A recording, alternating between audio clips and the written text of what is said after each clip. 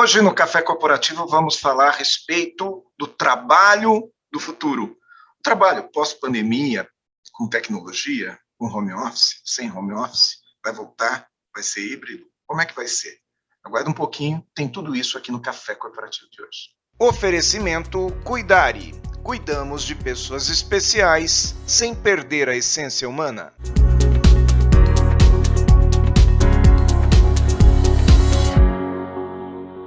Café Corporativo aqui no canal 25, hoje com quem? Com quem nós estamos? Com quem, meninas?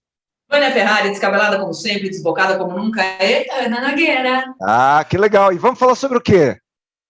Nós vamos falar sobre o futuro do trabalho, sobre as transformações no jeito de viver e trabalhar pós-pandemia. Tá bom, mas antes da gente falar sobre isso tudo, deixa eu apresentar vocês para um público que obviamente já as conhece, mas conheço o trabalho de vocês já há bastante tempo. Vânia foi minha colega de SESI há muito pouco tempo atrás, né, Vânia? Pouquinho tempo atrás. Pouquíssimo tempo. E Ana, tive o prazer de conhecer há algum tempo atrás também, em função do trabalho dela. São duas pessoas especiais, palestrantes, falam muito a respeito de tecnologia, diversidade, falam a respeito de disrupção, aliás, falam a respeito de tudo. E hoje vocês vão falar um pouquinho sobre como será o futuro do trabalho aqui para o nosso público do Café Corporativo. E a pergunta é essa: como será? Eu acho que primeiro é bom a gente entender que existe o trabalho híbrido desde muito antes desse episódio pandêmico, né? Muitas companhias já trabalhavam de forma híbrida em home office e presencialmente, e agora a maioria teve que se adaptar a esse novo momento. Então, o primeiro ponto é não confundir trabalho e home office atual com modelo híbrido pré e pós-pandemia. Porque quando as empresas resolveram definitivamente permitir que o colaborador trabalhasse em casa, em uma situação normal, você trabalha em casa, mas à noite você vai jantar com seus amigos num bom restaurante, mas você pode almoçar com seus líderes no meio do expediente, você pode tomar café da manhã com a sua família ou com a equipe. Isso não está sendo possível agora. Então, as pessoas estão meio que odiando o home office, porque elas estão achando que o home office é ficar trabalhando em casa o tempo todo. Isso só está acontecendo por causa da pandemia, não é isso? Isso. E outro aspecto muito importante que a gente precisa ter consciência é que quando a gente fala de futuro do trabalho, não existe nenhuma fórmula mirabolante, a gente não vai ter cadeiras do escritório voadoras ou algo assim. A gente está falando, e inclusive uma pesquisa recente do Google mostra, que futuro do trabalho é a gente aplicar mudanças que a gente conhece há muito tempo. Um dos principais aspectos que essa pesquisa aponta é a colaboração como fator de sucesso para as empresas hoje e no futuro. Ou seja, é algo que a gente já sabe há muito tempo.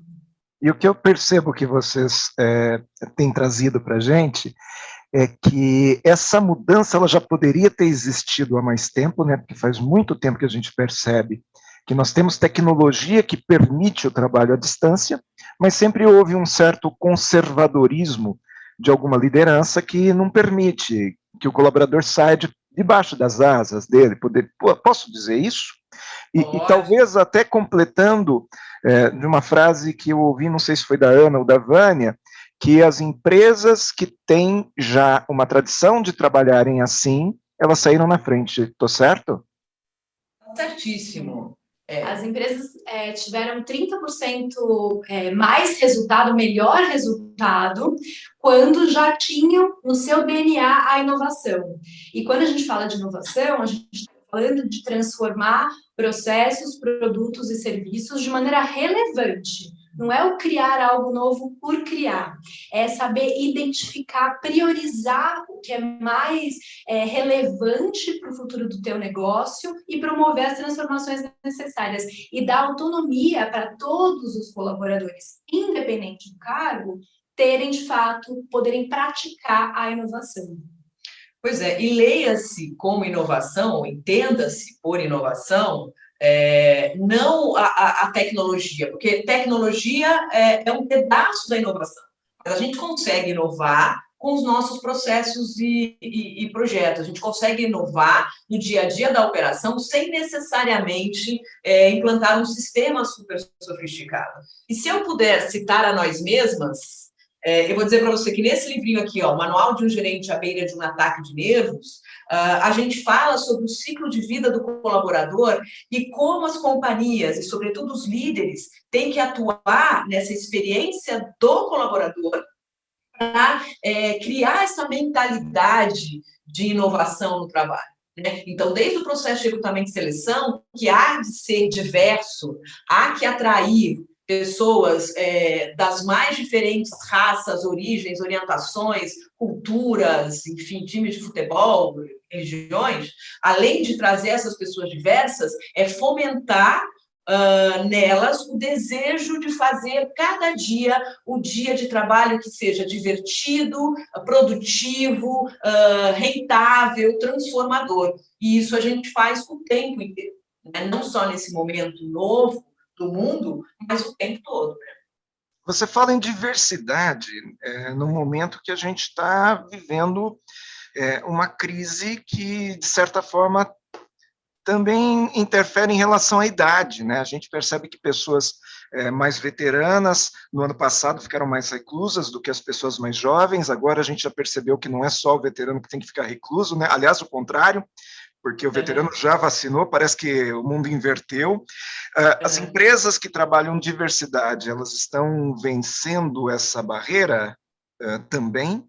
Também. As empresas que investem de verdade em diversidade, elas são mais produtivas, elas são mais rentáveis, elas também são mais inovadoras, portanto, são as que melhor se adaptaram a esse cenário tão adverso. E a gente precisa entender que é a soma de saberes que vai fazer a gente vencer os desafios contemporâneos, que são cada vez mais complexos. Então, a gente precisa ter gente que está na empresa há 20 anos e que tem mais de 50 anos de idade, e também precisa ter os mais jovens. E é a troca de saberes entre eles que vai promover a inovação. Se a gente ficar competindo por quem é mais importante para o negócio, quem vai trazer as melhores ideias, a gente não sai do lugar. A gente tem que criar ambientes onde essa troca seja estimulada. E como que a gente estimula? Tendo, de fato, uma equipe diversa e garantindo que todas as pessoas, independente da idade, se estão entregando um bom resultado, vão ser reconhecidas por essa organização. Não tem essa de, mas está muito velho, não vou promover. É muito novo, precisa de mais experiência, precisa de mais anos de prática. Não necessariamente. Né? Então, esses processos precisam ser adaptados para valorizar todos os profissionais. E aí nós voltamos a falar sobre colaboração. É isso aí. Voltamos a falar, porque tão importante quanto ter essas pessoas é garantir que a empresa saiba criar formas das pessoas colaborarem. Atenção, não confundir com cocriação o tempo inteiro, né? Porque esse é o meu outro medo. Gente, cuidado, não é para pôr todo mundo na sala e pessoas leigas darem opinião. Não é o momento da opinião, é o momento da colaboração baseada em fatos e dados. Então, não confundir cocriação com cochateação, que é uma pessoa absolutamente leiga numa sala com achismo. Né? Então, colaborar não é isso. Você vai colaborar quando você tem o que trazer para o projeto. Você tem fundamento, você tem estudo, você tem um insight baseado em fatos e dados. Senão a gente só fica repetindo o óbvio. Né? E tem um pensador que a gente gosta muito, que escreveu um livro chamado Sociedade do Cansaço, o nome dele é Byung-Chul Han. E esse cara fala o seguinte, por inquietação não gera nada de novo. Só acelera e reproduz o já existente. Aliás, eu ouvi também, recentemente, vocês falando que colaborar é mais que ajudar, né? E nessa reflexão, eu tomei a liberdade de dar um verbo para o que eu entendo que é ajudar, porque naquele momento vocês propuseram um exercício e eu fiz, né? Eu entendo que colaborar é oferecer. E existe uma diferença entre ajudar e oferecer. Ajudar é quando eu estou lá só, né, tendo uma tarefa, né? E oferecer, não, eu estou aqui colaborando, oferecendo a mim para o meu trabalho, a minha inteligência, a minha capacidade, a minha força, que seja bruta, para você. Faz sentido? Todo sentido. É isso que é viver a colaboração e todos os benefícios que ela traz. A gente levantou 3 aspectos que as empresas precisam tomar cuidado e atenção na hora de ter, de fato, uma cultura de colaboração. A primeira é ter missão, visão e valores que, de fato, mostrem o quanto é relevante para aquela organização a colaboração. Segundo aspecto, você precisa ter metas compartilhadas entre pessoas e entre áreas, porque, de fato, os reconhecimentos virão pela prática da colaboração em tudo que se faz.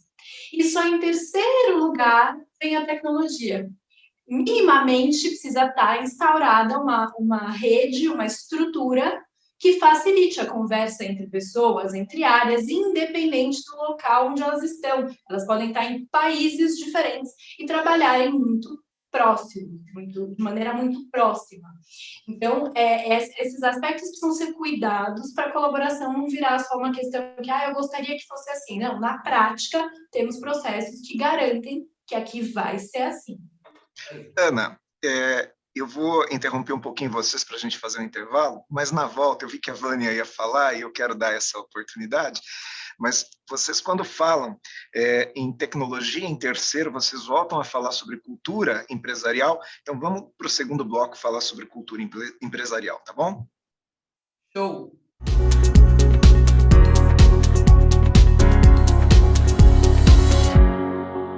Olá pessoal do Café Corporativo, tudo bem com vocês? Espero que sim. Hoje eu quero falar com todos sobre um assunto bem delicado, sobre o idadismo. O idadismo é o preconceito que se dá pela idade da pessoa. Muitas vezes nós como sociedade acabamos isolando o idoso como se ele não fosse o detentor ainda do conhecimento. Apesar de termos o Google, né? Temos sim muito o que valorizar no conhecimento do idoso e a sabedoria. Ele pode fazer e determinar muitas coisas ao longo da vida dele. O idadismo é o maior dos preconceitos que o ser humano pode sofrer. Afinal, se tudo der certo e nós envelhecermos, nós poderemos ser vítimas dele, não é verdade? Lá na Revolução Industrial, aconteceu o seguinte: como precisávamos produzir muito e somente quem produzia era quem tinha força física, era quem? Somente os jovens. O idoso já era jogado de escanteio. Hoje, novamente, com a revolução digital, o idoso novamente é colocado de escanteio. E isso é péssimo, onde ele pode não ter o conhecimento deste maquinário da tecnologia, porém ele tem a sabedoria, ele tem muito o que acrescentar no nosso dia a dia e também no mercado de trabalho. Espero ter esclarecido alguma coisa e te ajudar de alguma forma. Até logo. Tchau, tchau.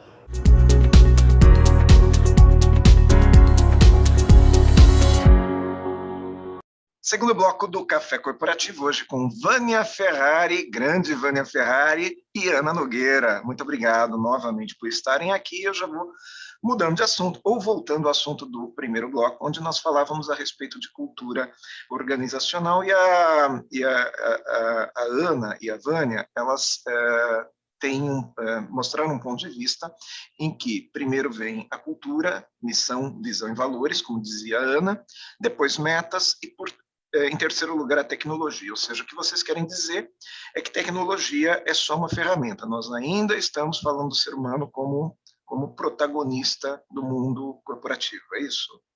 É isso. Tão importante quanto isso é a área de desenvolvimento humano realmente incentivar e treinar os seus colaboradores e líderes a trabalharem em conjunto, em anuência com missão, visão e valor. Porque às vezes a gente escreve um texto lindo de missão, valores super nobres, mas isso não vira prática. Então, por exemplo, se a gente tem um valor que trata de simplicidade, na hora em que eu estou desenhando um processo, o colaborador tem que poder falar para o líder: viu, líder, você está complicando muito aí, meu amor. Tem que ser mais simples, segundo o nosso valor. Então, a gente tem que empoderar os colaboradores, os líderes, os liderados, os pares, para que eles possam chamar a atenção para esses valores no dia a dia. Então, se o nosso valor é nós nos comunicamos de forma eficaz, ou se é um desejo nosso fazer isso. Quando eu recebo uma enxurrada de e-mails da outra área, eu tenho que poder falar com a outra área: viu, gente, parou essa palhaçadinha de e-mail. Vamos nos comunicar de uma forma mais efetiva, como está escrito em nossos valores. Então, eu acho que falta isso. Há um cânion entre o que se fala e o que se faz. E isso gera os problemas de saúde mental das companhias. Porque quando a gente fala uma coisa e faz outra, o corpo adoece. Então, deixa eu fazer uma perguntinha, que me perdoe, eu interrompi, mas fazer uma perguntinha. Será que isso não é um problema também de liderança? Porque às vezes eu vejo que a cultura da empresa ela acaba sendo modificada pelo líder que está mais preocupado com a vaidade dele do que com o resultado final da empresa.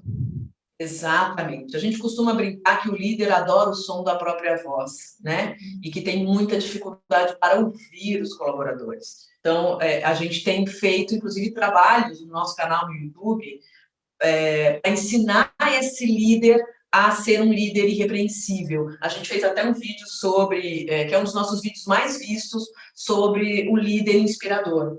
A gente listou algumas coisas péssimas do líder fazer e outras que são muito importantes que ele de verdade faça. Porque é isso, a gente vive uma crise de liderança que é mundial e as organizações precisam cuidar dos seus líderes, precisam capacitar, não só tecnicamente, mas também nos aspectos comportamentais. Porque a gente precisa mudar a relação entre as pessoas. E tudo bem, hoje você tem um cargo de liderança, mas que esse cargo te sirva para orientar a tua equipe, para inspirar a sua equipe, para ser um exemplo de pessoa e de profissional que aquela equipe vai querer enaltecer o tempo todo, vai querer surpreender e vai querer futuramente ser alguém assim, né? Então, esse é o grande desafio, a gente ter líderes com um bom coração, que cuidem, que valorizem as suas pessoas, que estimulem a escuta, a troca, criem relações de confiança e de transparência, né? Isso está em falta. Bom, eu quero fazer mais uma questão agora que me veio em mente. Essa questão da liderança inspiradora, que cuida do colaborador. Isso tem a ver com informação também, o líder que ensina, o líder que transmite conhecimento. E eu lembro que quando eu era criança eu escutava muito, eu comecei a trabalhar muito cedo, né, eu tinha 13 anos, escutava muito aquela coisa assim, ensine quase tudo aquilo que você sabe. Nós estamos ainda na fase do quase tudo. Nós estamos porque as pessoas não estão se cuidando emocionalmente, né? Essa semana eu postei no meu Instagram uma frase pichada numa parede: faça terapia, pelo amor de Deus, é um adianto se os líderes começarem a se conhecer de verdade, entenderem quais são os seus pontos fortes e fracos e compreenderem que eles têm que se cercar de gente melhor que eles. Não em todos os aspectos, mas todos somos especialistas apenas em assuntos diferentes. Então, eu tenho uma equipe híbrida, uma equipe multi-coisas, multitalentos, multi-inteligências, permite que eu acione essas inteligências a cada momento. Então, o líder tem que não só se cercar de gente melhor que ele em vários aspectos, como saber usar esses conhecimentos e colocar as pessoas à frente. Eu tenho horror de líder que pede para a equipe fazer um determinado trabalho e só ele vai apresentar, ele nem cita a equipe, né? Então, isso não é só uma questão de despreparo, é mau caratismo, né? Então, é isso. Eu acho que, de novo, eu chamo a responsabilidade para a área de desenvolvimento humano e comportamento e organizacional para o processo de recrutamento e seleção, garantir que a gente está trazendo gente ética, gente íntegra para a companhia, porque isso não é um problema técnico, é um problema de caráter, né? E eu tenho que ser rápido também na hora de demitir um líder que comete essas canalices e que comete assédio moral e que detém a informação e que mina a equipe, a autoestima do colaborador. Essas pessoas têm que ser demitidas sumariamente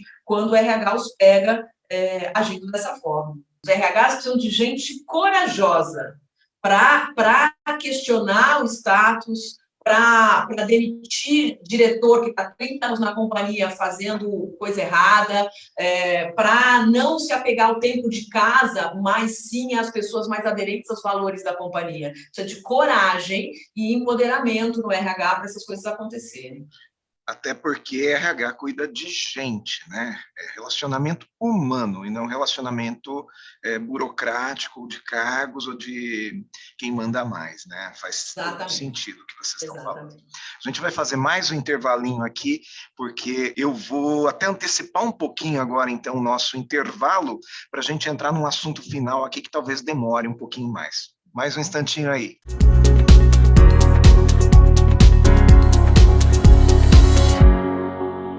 Mais cafeína aqui no nosso Café Corporativo de hoje. Nós estávamos falando aqui com a Vânia e com a Ana Nogueira e voltamos a falar a respeito de um assunto que faltou. Eu quero voltar um pouco, viu, Vânia e Ana, falar a respeito do home office. Como é que vai ser esse trabalho futuro com home office? Volta para o presencial, não volta? Como é que vai ser esse negócio aí? Bom, segundo uma pesquisa recente feita pelo Google, 43% das empresas já definiram que o retorno será híbrido. E é muito possível que todas elas sigam por esse caminho, porque não vai ser nem 100% do tempo em home office e nem 100% dentro do escritório. Essa troca é rica, essa flexibilidade é rica. Tem momentos em que eu vou precisar de foco, concentração, e tá na minha casa ou tá num café, na frente da tela, produzindo, vai ser mais eficiente. Em outros momentos, eu vou precisar de uma troca ali ao vivo com a minha equipe, com outras áreas, e nesse momento vou para o escritório. Então, as empresas precisam entender essa flexibilidade e aproveitar todos os benefícios que surgem. E a gente já sabe que é uma falácia essa história de dizer que a tecnologia afasta as pessoas, né? A tecnologia, se bem usada, aproxima as pessoas. Quando a gente faz evento ao vivo, que a gente está no palco e as pessoas estão no auditório com 500, 1.000 pessoas, cada um está num lugar dessa plateia. Nos eventos online que a gente tem feito para as companhias, está todo mundo na primeira fila, né? Então, a tecnologia, no fundo, permite que a gente se aproxime, como estamos nós três agora, um do ladinho do outro aqui, né? Então, não é a tecnologia que tem que ser demonizada. É o problema de comunicação do ser humano, que antecede, inclusive, as possibilidades da gente se encontrar em ferramentas tecnológicas. Então, o que a gente tem que corrigir é a capacidade do ser humano de se comunicar bem, com as palavras certas, no tom certo, com o vocabulário adequado, para permitir a compreensão entre as partes. E a tecnologia não tem nada a ver com isso. E na hora certa também, né, Vânia? Porque a gente percebe que muita gente agora, em função da tecnologia, quer fazer reunião com Zoom toda hora, né? Me chama, vou mandar um link. Coisa que nem precisa, que o WhatsApp resolveria, né? Precisa. A gente até fez um vídeo no nosso canal que chama fadiga de Zoom, que é um termo que já foi amplamente disseminado no mundinho corporativo, porque a gente está usando essa ferramenta muito mal. A gente está usando para toda a comunicação e não precisa ser. Ora vai ser um e-mail, ora vai ser uma ligação, hora vai ser uma reunião com a câmera desligada, e a gente está usando o tal do Zoom, ou seja, qual for a ferramenta, sempre com a câmera ligada, sempre com uma sala cheia de gente, talvez pessoas que nem precisassem participar daquela conversa. Então, a gente está aprendendo a usar essa ferramenta, por enquanto a gente está usando mal, e o impacto disso é a concentração cai, a tensão, o estresse aumenta, porque você estar ali na frente da câmera, se colocando em prova, né? Pô, será que a minha aparência tá boa? Será que o meu cenário tá bom? Que imagem eu tô passando? Além do conteúdo do projeto, ou da ideia que você está passando ali. Então, tá muito estressante para o colaborador, especialmente para as mulheres. Para as mulheres, as reuniões com câmera são 40% mais estressantes, porque a imagem da mulher também está sempre sendo questionada. Muito obrigado por terem vindo ao café. Eu repito, né, gosto muito do conteúdo de vocês, espero que seja mais uma das tantas vezes que vocês vão estar com a gente aqui. Ora presencial, ora online, né? Como tem que ser, meu amigo. É isso aí. É isso aí. E o canal da Vânia e da Ana é Pensamentos Transformadores. Tem muito conteúdo lá, eu estou lá inscrito, e eu convido aqui o nosso telespectador do café a se inscrever também. Pois é, se entrar lá no YouTube de Vânia Ferrari, você já aparece ali, você já vai ver o nosso canal, tem mais de 400 aulas gratuitas sobre todos os temas relativos ao mundo corporativo, será uma honra receber vocês lá também. E a gente responde 100% dos comentários, então qualquer dúvida que você tiver, escreve lá, a gente vai responder. Estaremos lá também. Um abraço a vocês, meu telespectador. Na próxima semana estaremos aqui com mais uma entrevista com o professor Reinaldo Polito. Vamos falar a respeito de comunicação e da estratégia da comunicação. Até lá.